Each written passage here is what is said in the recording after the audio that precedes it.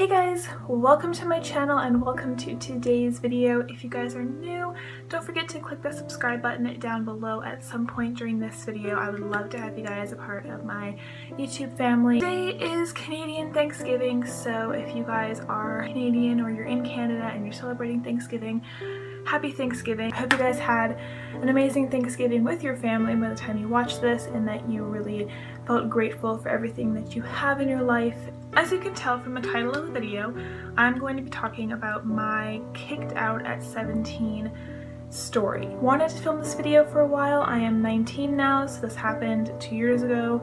I was gonna hold off on this video for a while. I was like, you know what, I don't want to film it yet. Like, no one knows who I am. I don't think people really care much about what I did in my life, but when I went through the situation, I didn't care about if I knew the person or not, but I did go to YouTube for help when it came to this subject, and I really wanted to share my story with you guys and kind of open up a little bit more and hopefully help somebody out there. If I only help one person, then my mission has been accomplished. I'm not going to get into too many details because this is not one particular event that made this happen. This is something that's been happening my whole life that kind of led up to this point. But I'm going to be as open about the details as much as I can to where you guys can understand and how I got to where I am today, where I'm in a much better, more positive place. So I'm going to go ahead and get into it. Just to give a really quick background story, I used to live with my mom, my stepdad, and my brother. My parents, my mom and my dad, broke up when I was around 5. My whole life, like, I had an amazing childhood. I had such good memories and everything, but my mom was always very controlling and very manipulative. If you didn't agree with something that she thought, then it was the end of the world, and she always thought everyone was out to get her. Her quickest solution to a lot of things was cut people off.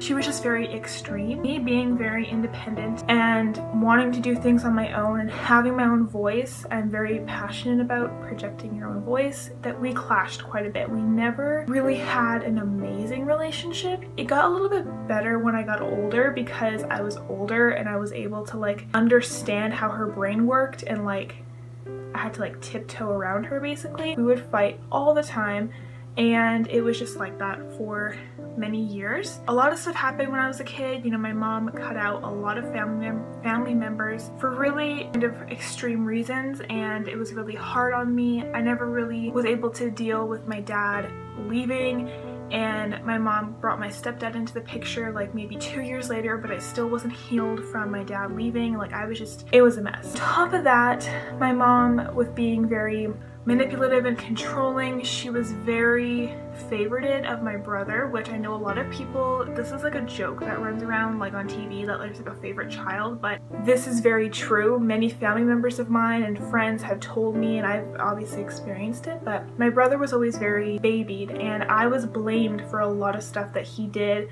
or if he did something bad, I would get grounded because she would say that he learned it from me somehow or whatever. It was just constant fighting between me.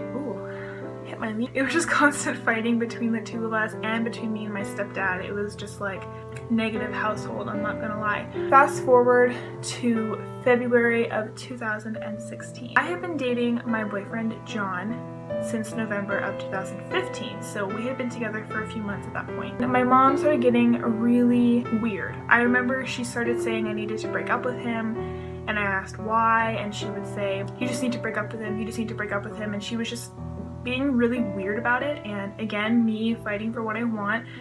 I was happy in my relationship, I still am, and I said no because it was ridiculous. Also, like, quick background thing, my mom, she did something called Parental Alienation. If you don't know what this is, I highly recommend looking it up, but I'll briefly explain. When two parents divorce, one of the parents or both of the parents try to make the kids think poorly of the other parent. My mom would tell my brother and I all the time how my dad never loved us, how my dad didn't want us, how my dad was not paying money on purpose, like child support, and like trying to make us hate my dad, which is completely wrong, like in every way.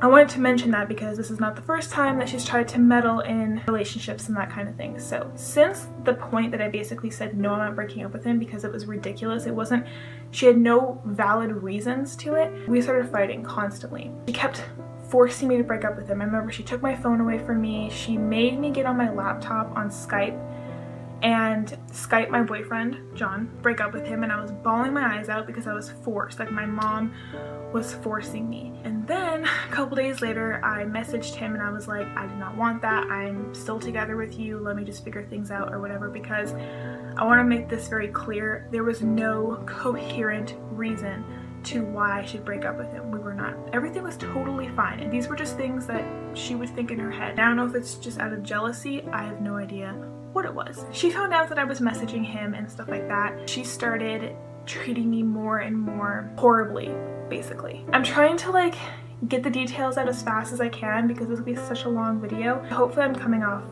clear, but anyways, she started treating me really badly. She started not really including me in family stuff. I remember waking up in the morning and they would just be gone. My whole family would be gone for the day and not tell me where they were going. She would never talk to me unless it was getting mad at me for something else. She told my brother not to talk to me, so he wasn't talking to me. The only person who was my stepdad, so I wasn't allowed to watch TV. I was not allowed to use my computer unless it was for schoolwork and it had to be supervised. I couldn't even leave my house, you guys. I remember asking my mom if I could go for a walk because I was in my house for like a week and a half straight, have not left my house. And she said no. In one of our arguments, I had said to her, if you don't stop acting like this, if you don't stop acting crazy, I'm gonna move out. She's very protective, and I knew that if I said that, she would kind of think maybe I'm being too crazy, but she didn't. The next argument, the next day, because it happened every day, she basically told me, Jade, you're moving out. I'm kicking you out. You have until your birthday, which was my 18th birthday, which was March 8th. So it was like a week away or something. Part of me was scared, but part of me was like, this is temporary, or maybe I'll move out, but I'll still have connection with my family. I basically moved out, I think the next night, because things were just getting so bad in my house, and I moved into my best friend's house, and then later on I moved into my grandma's house, which is where I live. So fast forward to after I left, things got really bad. Basically, I took most of my stuff with me the first time I moved out, but I couldn't take everything with me, and so I had planned to come back that weekend to take everything, and I remember I couldn't because I was behind in school, I was sick, and I didn't have a car, like a friend's car to use or anything like that. I told her over text message, over my friend's phone, because that was the only way I had contact with her. I said, I can't come this weekend, but I will be here like on Tuesday or something like that to pick up my stuff. And she said, nope. Throwing away your stuff already, change the locks on the door, you cannot come back. The only thing I really wanted, and there was personal stuff, and there were school documents, there was personal things from family members who've passed away, all of my awards, like all this stuff. I was not allowed to take it because she threw it away. The one thing I was most upset about was my cat. My cat has been my cat for, I think it was like 11 years or something, and she prohibited me from taking my cat, and that was the one thing I've always hated and the one thing I really hold against my mom. I've healed quite a bit since the situation, but that is the one thing, also with my brother, that I will never forgive her for because it was low.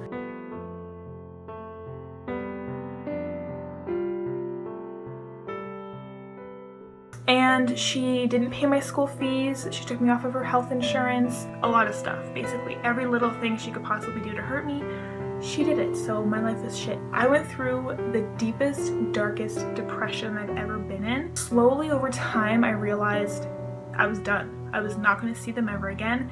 It was hard because I can't see my brother. I still haven't seen my brother since then either. As I was starting to realize that I was never going to see them again, things got even worse. I was super depressed, I was suicidal, I was just a mess. My schooling grades went down, like all my teachers knew about what was happening because I wasn't coming to school, I was depressed. I had to go into this like financial supporting thing for youth who are going through what I went through. So I was getting money each month because I needed money. She also was continuing to spread lies about me, and she was just being very, very horrible. It was a mess. So here I am 2 years later almost, and I am such a better, happier person now than I was back then. And my life, you guys, was falling apart. I was fighting with my boyfriend 24/7. I lost friends.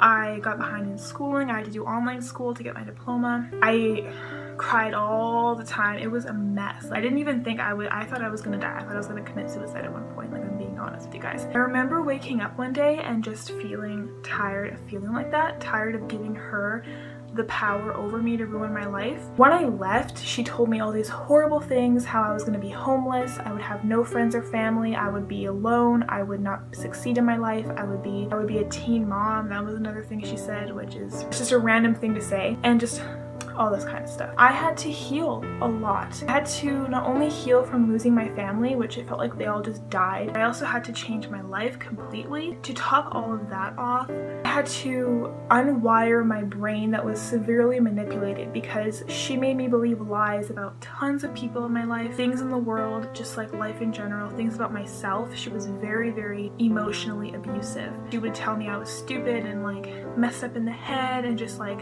all this crazy stuff. So I had to heal from all of that, and that was years of that kind of stuff. So the biggest thing, my advice to you guys, if you're going through anything like this, you will get through it. Family is not determined by who you share blood with. Family are people who care about you, who you care about, who are there to support you and love you and be there for you. Family is not just your blood. The other thing I want to tell you is that if you're going through something like this, do not hold it in. Do not let it eat you alive.